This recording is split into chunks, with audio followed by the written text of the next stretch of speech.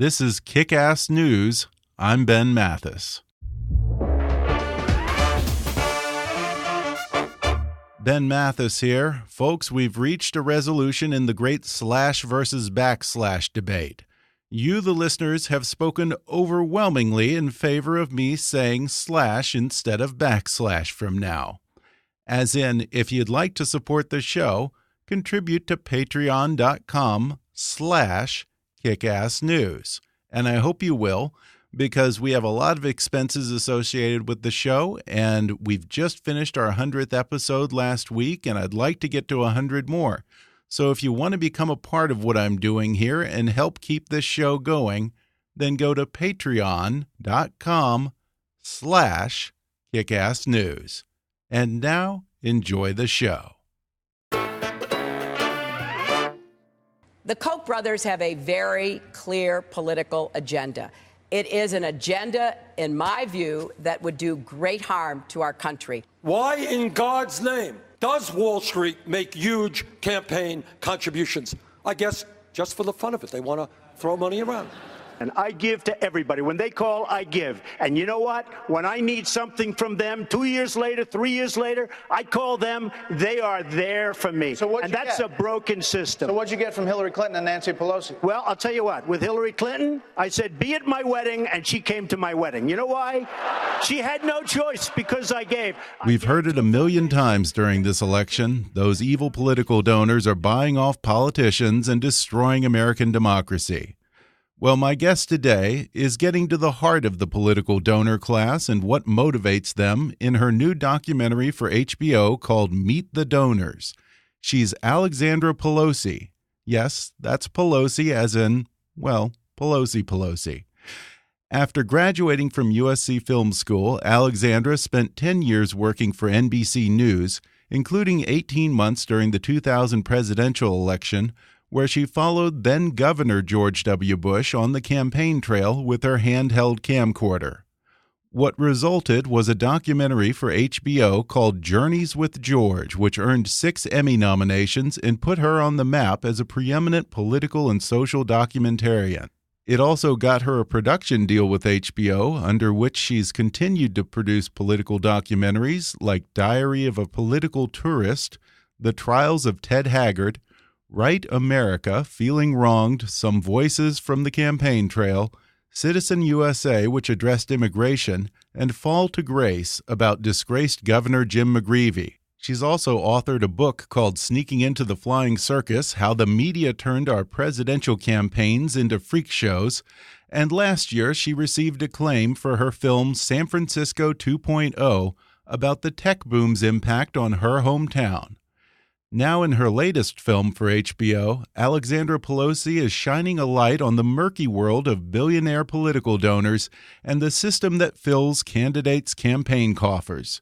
It's called Meet the Donors, and today Alexandra and I will talk about some of the biggest names in political fundraising, names like Soros and Koch, and other names you might not know.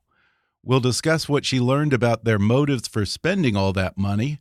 We'll talk about the real impact of Citizens United, and she'll throw out some solutions to get money out of politics. Plus, we'll talk about one Soros who's actually campaigning to end big-dollar political fundraising, and I'll ask her what her mom, Nancy Pelosi, had to say about her efforts to turn off the spigot that funds hers and so many other politicians' campaigns. Coming up with filmmaker Alexandra Pelosi in just a moment.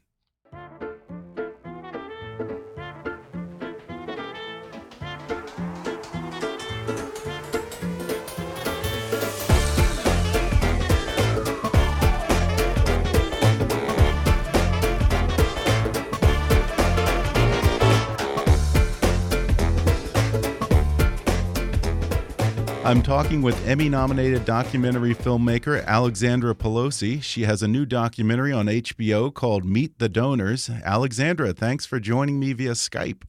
So happy to be here. And this is my first time on Skype, so I hope I perform for you. Well, I'll just jump right into it. I love the movie. Thank you. Oh my God, nobody ever says that. This is the funny thing about documentary filmmaking is that you only get people saying what they wanted. It's like they watch it and then they go, well, why didn't you talk about this? And why didn't you talk about that? Why didn't you? And it's always, no one's ever satisfied. They always want you to make the movie they thought that they were going to watch. Yeah. But they never make they don't understand the concept of how difficult it is to get people to go on camera to talk about a subject like spending billions of dollars on the election. I'm just going to go ahead and first off, I'm going to deal with the elephant in the room and just get that out of the way. For anyone who doesn't know, your mom is, of course, Democratic leader in the House, Nancy Pelosi, who is no slouch at fundraising. Like most congressional leaders, she has a PAC that helps fund fellow Dems in Congress. What did she say when you told her your next film was going to tackle big money in politics? Well, anyone that has been to a Nancy Pelosi fundraiser will tell you that the first thing she says at every Nancy Pelosi fundraiser is, we have to get money out of politics. She's a big fan of disclosures. Now, this is the whole arms race conversation. This is the game. This is the playbook of running for office in America. There is a playbook. When you run for office in America, it's like a monopoly game. You have to take the stops around the board. Nobody's happy with it. Nobody likes the way the system is. But this is the game that they play. And they hold their nose, but they say, look, the Republicans raise this much money. We have to raise it too. We're not just going to unilaterally disarm. So some people say they embrace the irony of it. Some people could call it hypocrisy, however you want to look at it. But the way the Democrats look at it is, this is the necessary evil. These are the tools we need to run, and we need cash. We need cold, hard cash. So we got to go out and raise it just like the others. Nobody likes it, though. Although I would say nobody on the Republican side likes it either. It's a funny thing. Nobody likes the game the way it's played, but that's just the, sort of sad reality of the democracy that we live in. We know so many of these names like Soros and Koch, all these big donors, but we don't really know anything about them. We think we do, but we don't. The media tries to portray them as almost a caricature or these boogeymen. And this is the first time that I can think of that someone put the donors front and center in an honest way and said, okay, let's hear your side of the story. Why are you doing this? What were you hoping to learn from these conversations with the top dollar donors in politics? Well, I would say this. People write $10 million checks just like that. I think for most people, they don't understand how rich these people are. What Bernie Sanders called the billionaire class. When you hear about $10 million, you think that's astonishing. Why would they be trying to buy our democracy? And you can go from there. These people are so rich that $10 million means nothing to them. So I was just trying to get are you trying to get a law passed? I was trying to get the motivation. Yeah. Deep down, what's the motivation? I think a lot of it is vanity. I think a lot of it is, I just want Hillary Clinton in my living room. I think a lot of it is to be somebody in America. There's 100 families in America that do all of this contributing. And to be on that list means you are somebody. And it's a part of making it in America. It's part of being, what John Catsimatidis calls peeing with the large dogs.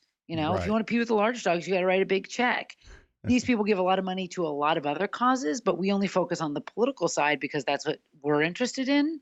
But they would say, how come you never want to ask me about all the money I give to hospitals or the opera, or you're only fascinated with this political perspective that I have? So I think they give a lot of money, and I've always been fascinated by the motivation for why someone would write such a huge check. And I guess part of what I was surprised by was how little it is in the grand scheme of their lives. Nobody seemed to remember how big of a check they wrote. I could go to Open Secrets and say, right, you gave $10 million to Hillary Clinton. Why? They didn't even seem to remember that they gave $10 million or that it was $20 million. They didn't seem to know the distinction. Yeah. So that's a fascinating, sort of part of this whole thing. Yeah. And, political donors at that level are notoriously private. You said that you reached out to the top 100 political donors in America, the ones who have donated more than anyone else. Out of that 100, how many no's and how many yeses did you get? I batted a complete 30%. I got like 30 out of 100. Not bad. And I got such completely undiplomatic, slam the door in your faces. That was the fun. I mean, I got such hard, nasty, in writing kind of rejections that were surprising to me, because I thought, really? Democracy belongs to us, right? Our candidates, this is who's going to be our president. Yeah. You just wrote a $2 million to Jeb Bush, and you think he's going to be our president. So explain that to me. I thought because it had that, it's a part of our election, that they had some sort of obligation to come forward and explain it. One Right. of the sort of interesting twists of all of it is people say, I'm writing this check because I love America. It's my patriotic duty. And I'm doing this Yeah. because I love America. But then, well, then why don't you come on camera and explain that? Most people I've talked to about this film are like, you had such amazing access. I'm like, are you kidding me? I got so many doors slammed in my face. I'm surprised by how many people said no. Because if you're telling me sincerely that you're not in it for personal gain and you don't have any self-interest, why can't you go on camera to explain that to people? What's the Yeah. shame in admitting you love America so much, right? I mean, Right. if you believe them at face value that they're doing it not because they want to get a law passed that's in their own self-interest, but they're just doing it because they love America, well, then why wouldn't they go on camera? That was the letter I wrote 55 times to the Koch brothers.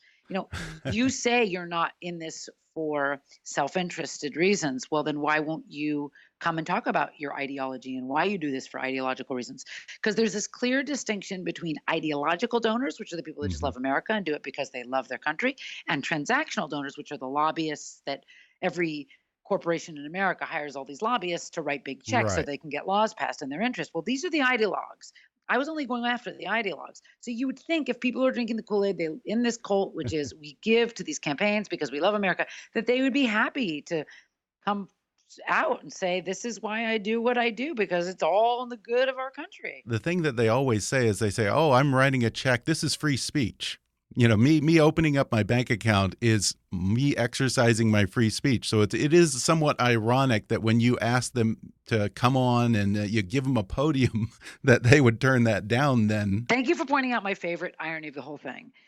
If it's your free speech, this is whole Citizens United. If Citizens United said it's your free speech right to give as much money as you want to a political candidate, if it's your free speech right that you're exercising by writing that $10 million check, why don't you want the microphone to share your worldview? That's the part I never understood. Yeah. Well, one of these donors that you talked to is a fellow named John Jordan, who's the owner of Jordan Vineyards up in Napa, who is anything but low key.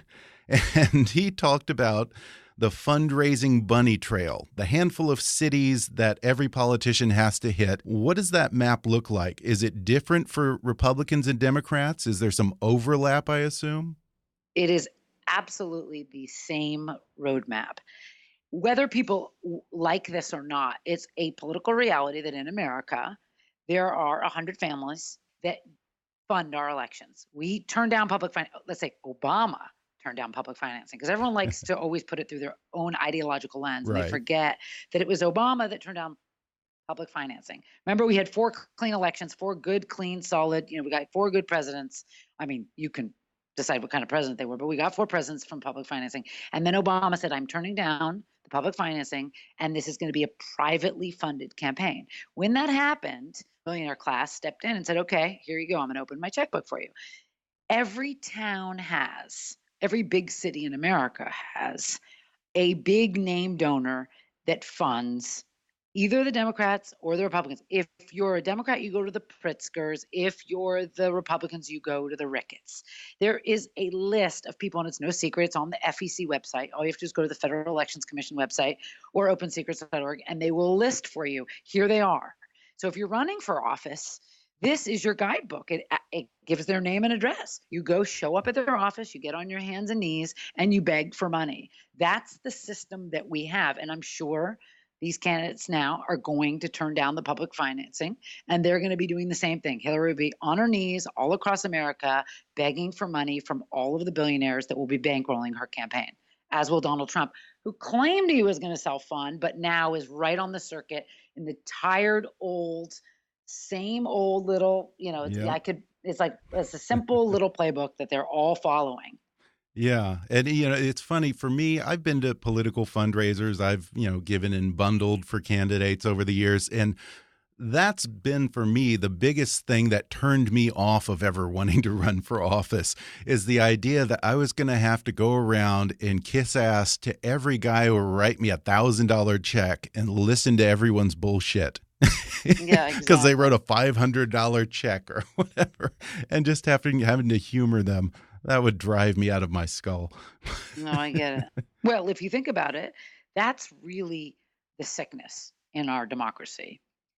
These are the best candidates money can buy. Everybody seems disillusioned. I don't know about your audience, but it seems like I live in Manhattan. I live in the most liberal bubble, and people here are turned off.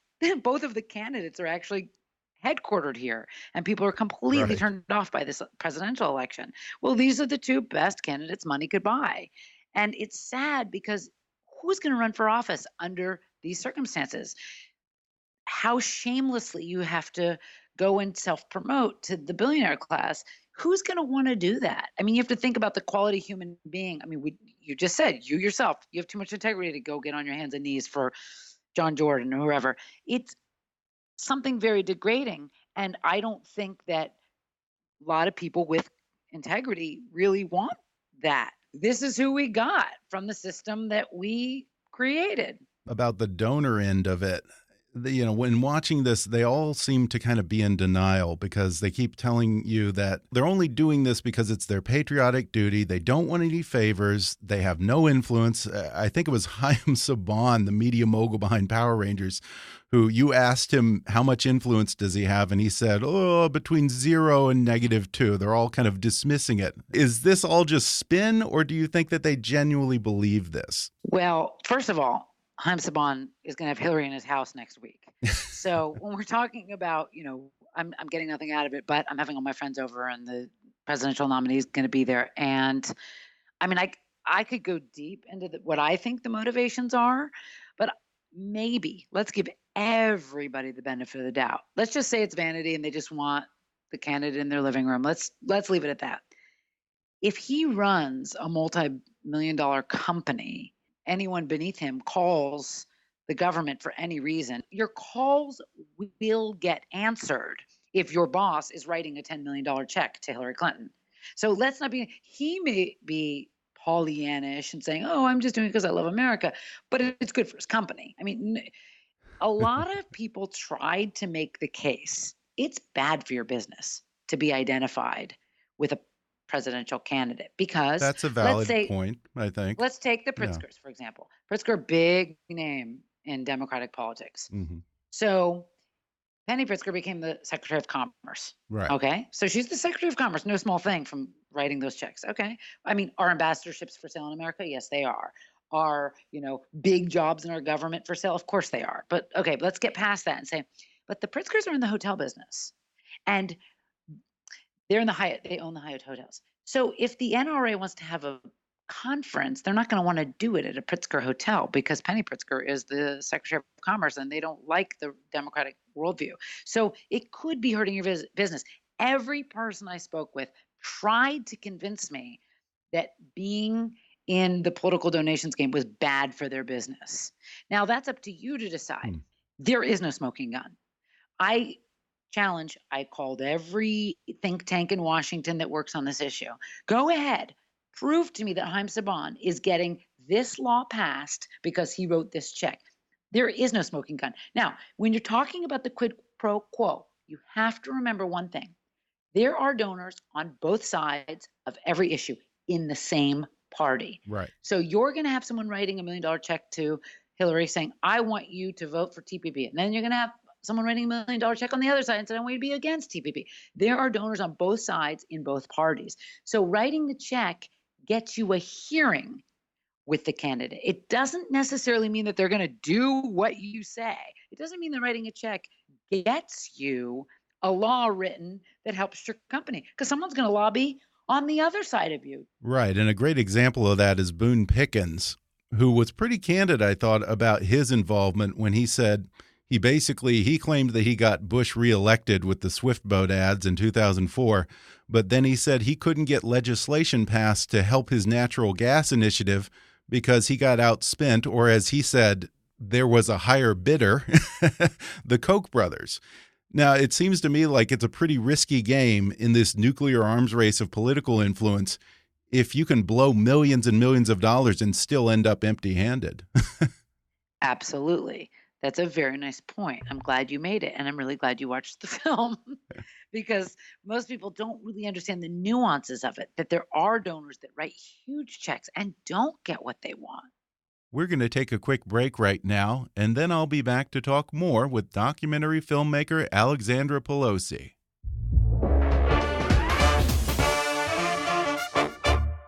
Hey folks, do you like reading but find it's getting harder and harder to make time to curl up with a good book? Well, there's a solution. Give audiobooks a try. They're perfect for your commute to work or working out at the gym, a relaxing bath, or any time really. And right now, you can take an audiobook for a spin with a special promotion just for our listeners from Audible.com. Just go to audibletrial.com/kickassnews to get a free 30-day trial and download any of Audible's 180,000 titles entirely for free. That's audibletrial.com/kickassnews. Or click on the sponsor link on our webpage to download the free audiobook of your choice. And now, back to more with documentary filmmaker Alexandra Pelosi. Even if there isn't a smoking gun, the one thing that I did find very telling is that time after time in these interviews with the big political donors, they said they don't say that they donated or that they spent money. They all talk about it in terms of making a quote-unquote investment in a candidate. Now, the very use of that word investment would imply that they expect some kind of return on that investment, would it not? Absolutely. And who are we kidding? You and I both know that the day comes that they send someone from their company. Maybe they don't do it themselves, but these are corporations. They're doing business.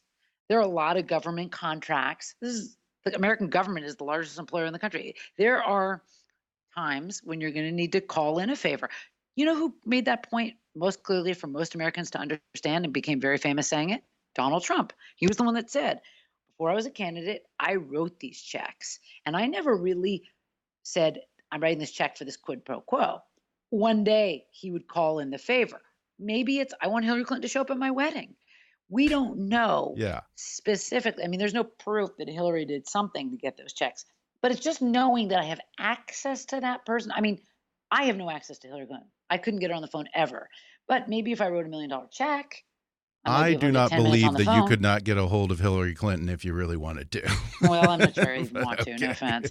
I mean, this election to me is just sickening because of the amount of money and the amount of. I was at the convention. The Democratic convention had so much money. The money, the lobbyists, the amount of money that's going into this election. And I'm saying this as a Democrat. So I always think that people, I told you, Manhattan liberal, they always like to say, oh, isn't it disgusting, the Koch brothers and all the money they're pouring into our democracy? Well, Democrats do it too.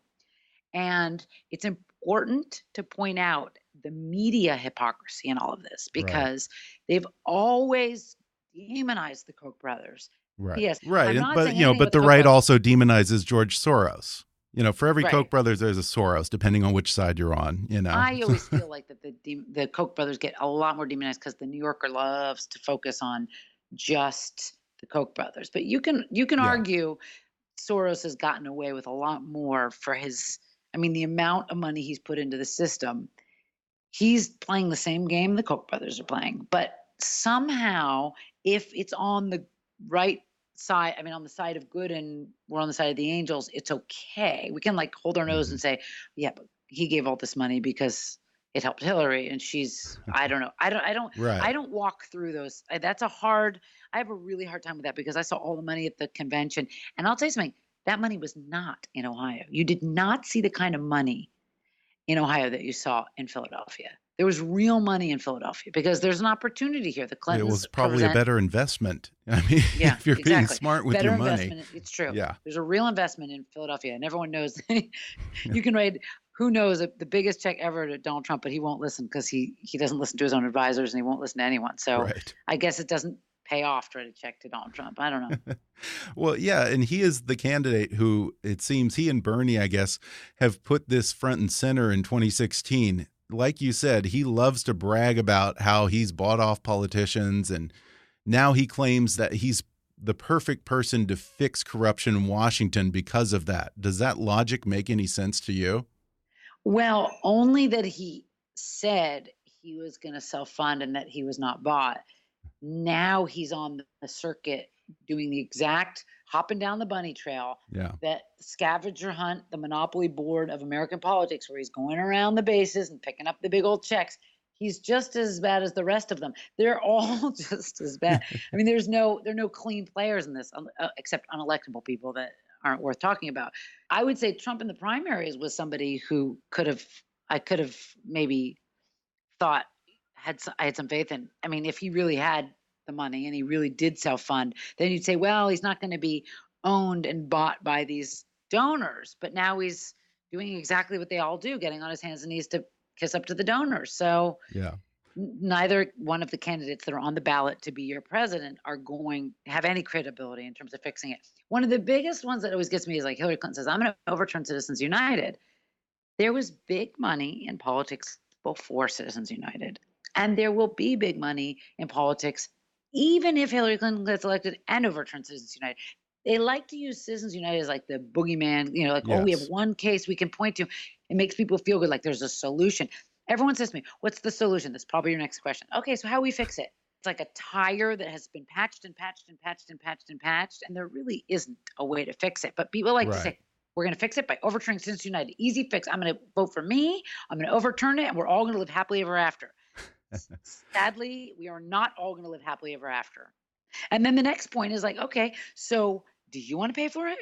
I mean, do you check that box on your tax returns to pay that $3? Maybe you're a better person than I am, but I don't, because I think, why should I give $3? I could have a cup of coffee today. When James Bond's writing a $10 million check, what's my $3 going to buy? And I know the candidates are going to turn down the public financing. So it makes me wonder, where's that money going to go? If everyone's checking that box saying they want public financing, where's that money going? Yeah. I can't imagine there are that many people who would be that excited to just go to a public funding system and to check off that box if they don't have a choice of putting their money behind a particular candidate. I think most of the fun of it, I guess if you can call it fun, is being able to support the person, the guy or the woman that you like, that you want to actually get into office. Yeah, but if we're talking about the presidential, I don't think Donald Trump or Hillary Clinton need your $3. Probably not. That's what's surprising. You know what's surprising? Did you read that Donald Trump just raised like $64 million in small donations? Who is writing small donations to a billionaire? Yeah. That's remarkable. And I have no ill will to Donald Trump. I mean, don't kid yourself. Everyone loves to say that, oh, he's so, and then fill in the blank because everybody has their own words for that. But when it comes to the presidential election, these two candidates do not need your $3. That I can tell you as a fact. Hillary Clinton does not need your $3. She's got plenty of bankers on Wall Street that are funding this election. And Donald Trump certainly doesn't need it. So save your $3, buy yourself a cup of coffee, and feel better about yourself tonight. Yeah. And one thing that was interesting in this is you weren't able to get George Soros to come on camera, but you were able to get a Soros to come on camera. You talked to his son, Jonathan Soros, who is devoting himself to getting money out of politics. Is he just going through his rebellious phase, or what is that about for him? You'd have to ask him. I haven't heard from him since the film aired. It's a very fine line he's walking. I don't know if his father's disowned him for showing up in my documentary. It's tricky. I think he knows, as a conscious, decent human being, that this democracy is being bought by the highest bidder. And he's just trying with his, I was going to say pennies, but then I'm like millions. Yeah, some big pennies. To try and fix it in the way, the best way he can. He has an organization called Every Voice, and he's trying to do his part. And God bless him for that. Who knows, in the great family dynamics, who knows anything about family dynamics, how that plays out. But the irony of it is he's still writing checks. Just in this election so far, in 2016, he's written, I think, $125,000 worth of contributions, plus I think $1 million to Planned Parenthood's PAC. Is it not a little bit ironic, if not hypocritical, that they're preaching reform at the same time that they're continuing to write all these big checks? That is the $1 million question. I mean, how do you make peace with this whole conversation? I mean, this is what the Democrats say. I'm just telling you what they say. I'm not really, it's hard to editorialize the subject. Their basic point is the only way we can change the system is by getting people elected who will change the system. And the only way you can get anyone elected is by raising money to give them the ammunition they need to fight in a campaign battle. You can call it embracing the irony. You can call it hypocrisy. It's just this reform movement is just trying to make their contribution to the conversation. It's a tricky one, though. I'm like you. I'm trying to make peace with the whole thing. I don't know. I mean, I go to these fundraisers and I hear these speeches and they all say we need to reduce the role of money in politics. And I agree with that. But then why am I standing at a multi-million-dollar fundraiser and like out by the pool in Hollywood at J.J. Abrams' house? Okay, fine. Right. I mean, but I'm sure they're not saying that at Donald Trump rallies. Yeah. I don't know. Maybe they are. It's hard. It's a complicated, it's a much deeper conversation than that I'm not equipped to have that conversation because I'm not in the reform movement. But there is a whole movement of people that are saying we need to reduce the role of money in politics. And if you call them naive or if you call them hypocrites, they'll at least say, we're trying here. What are you doing? This is the best. They have the money. God bless them. They're putting their money where their mouth is. I don't know. I don't know how to make sense of it. I don't have any answers for you.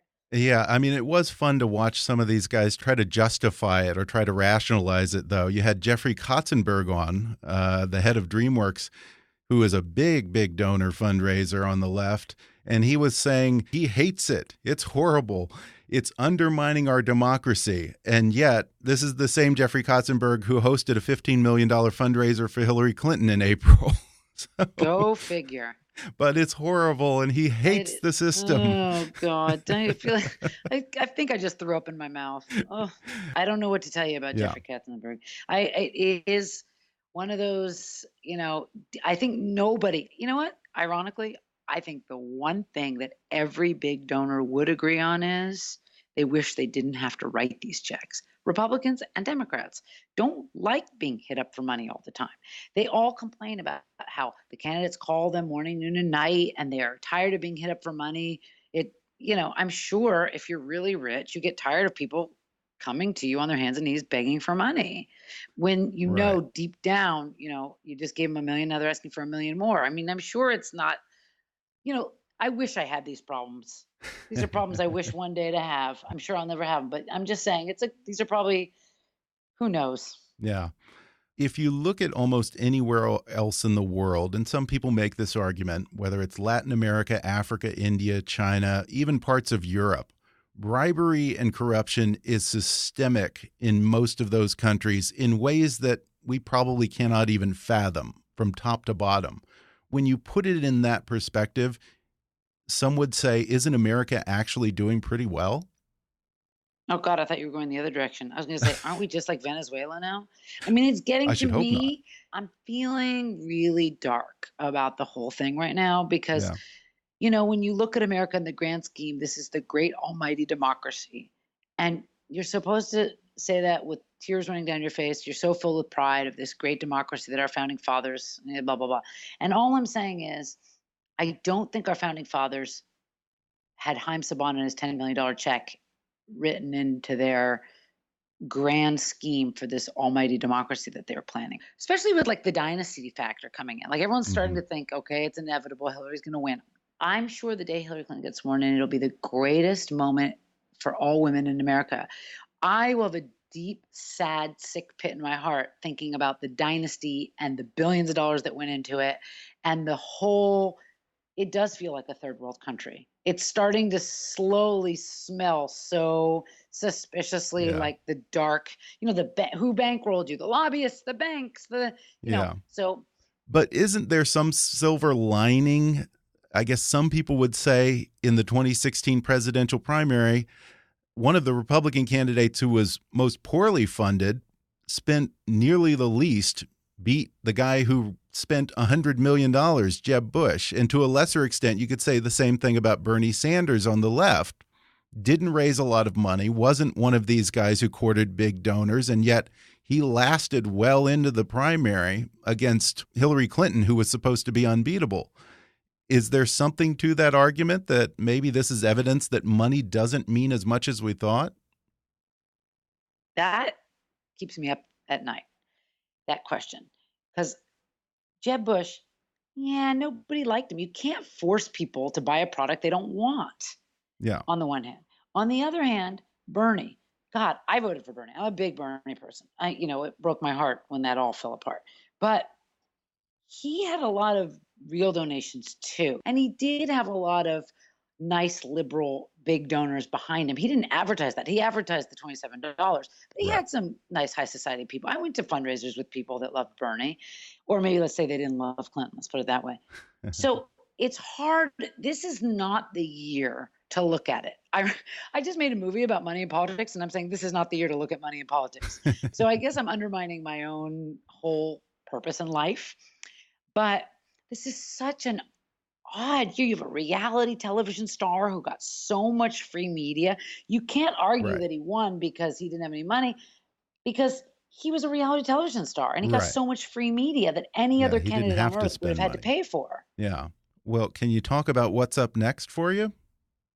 I'm going back to the basics because the future looks so dark to me that I have to go back I'm going back 230, 40 years to the Constitution, Declaration of Independence, and Bill of Rights, because what I learned from Hamilton is that people do need some kind of education. And there's an educational way to do it, like Schoolhouse Rock, about, okay, what was the Constitution? What was the Bill of Rights? What was the Declaration of Independence? I find that, sure, I have young kids and, they're in middle school. They don't know anything about this stuff. And you think, how do you not know this?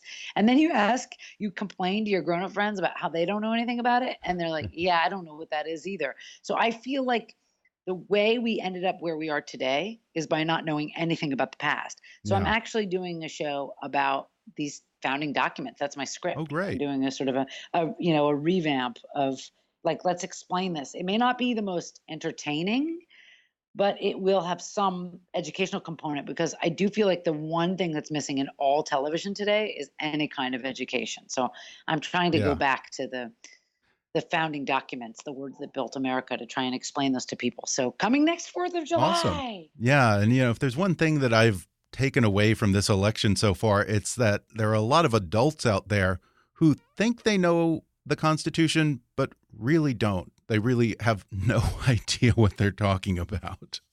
Yeah, so that's a very profound. I mean, it sounds a simple thing to say, but it's so profound. Why do so many people open their mouth when they really don't have any idea what they're talking about? Yeah. Well, this film is called Meet the Donors, and if you have HBO on demand, you can watch it or watch it anytime on HBO Now or HBO Go. Alexandra Pelosi, thanks so much for talking with me. Thank you so much for having me. I really appreciate it. And now we'll both go get drunk and try and drown our sorrows. Let's go. All right. Thanks so much, Alexandra. Thank you so much. I really appreciate it. I really love talking to you. If you enjoyed my conversation with Alexandra Pelosi, I'd encourage you to watch her new documentary on HBO called Meet the Donors. You can watch it on demand if you have HBO, or view it anytime you want with a subscription to HBO Go or HBO Now. You can also keep up with Alexandra Pelosi at alexandrapelosi.com. Be sure to subscribe to Kick-Ass News on iTunes and leave us a review while you're there. You can visit Kick-Ass News on Facebook or follow us on Twitter at KAPolitics. And please be sure to recommend Kick-Ass News to your friends on your social media. And if you really want to help out, then donate to our GoFundMe campaign at gofundme.com/kickassnews. Or make a recurring donation at patreon.com/kickassnews. And as always, I welcome your comments, questions, and suggestions at comments@kickassnewspodcast.com. For now, though, I'm Ben Mathis, and thanks for listening to Kick-Ass News.